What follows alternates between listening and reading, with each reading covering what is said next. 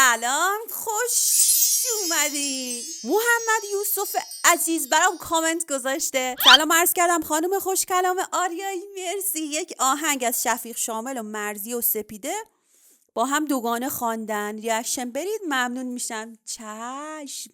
3 نفری یعنی خوندن. این ویدیو رو میبینیم از چنل خود آقای شفیق شامل که لینکش توی دیسکریپشنه. برو بریم.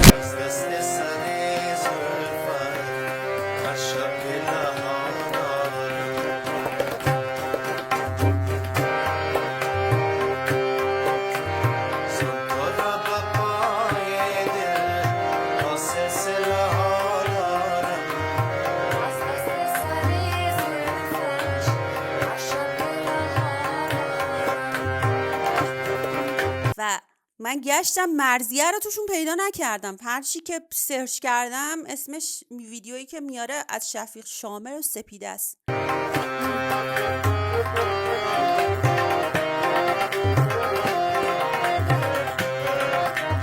تست بگیرم.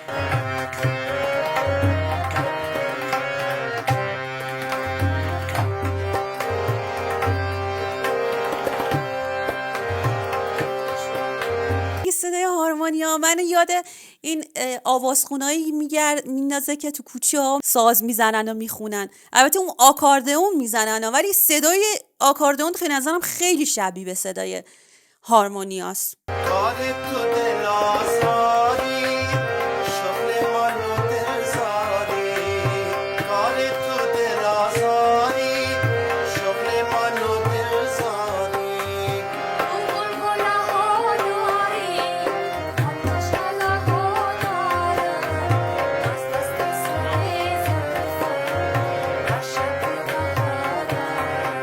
صدای زنه خیلی خوشگله و توجه داشته باشین صداش زنده است بدون هیچ افکتی. قشنگ معلومه انگار توی محفل با یه موبایل ضبط شده به نظرم.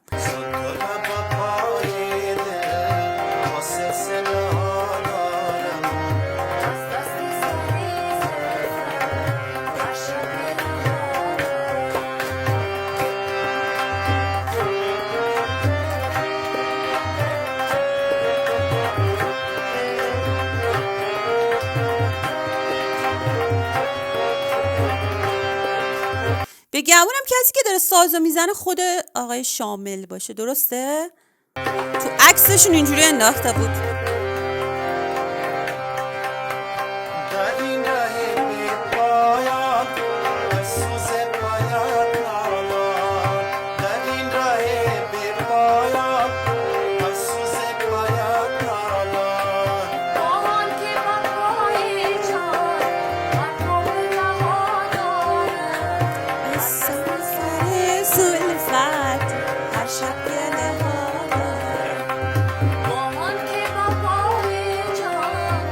آقا من صدای خانومه رو خیلی دوست دارم.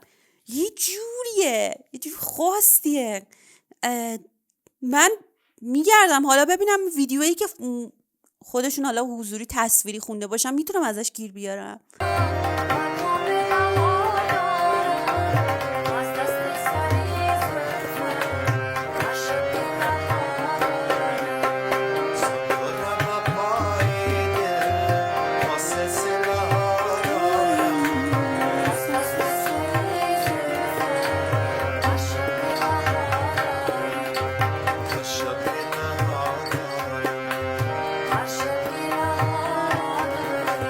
خیلی قشنگ بود. به به، واقعا کیف کردم.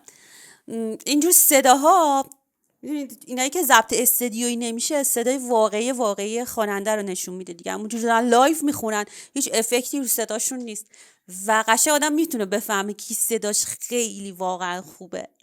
مرسی که تا اینجا رو دیدین. اگه تا اینجا رو دیدین حتما و لطفا واسه من لایک بزنید. تا یه ویدیو دیگه، فعلا.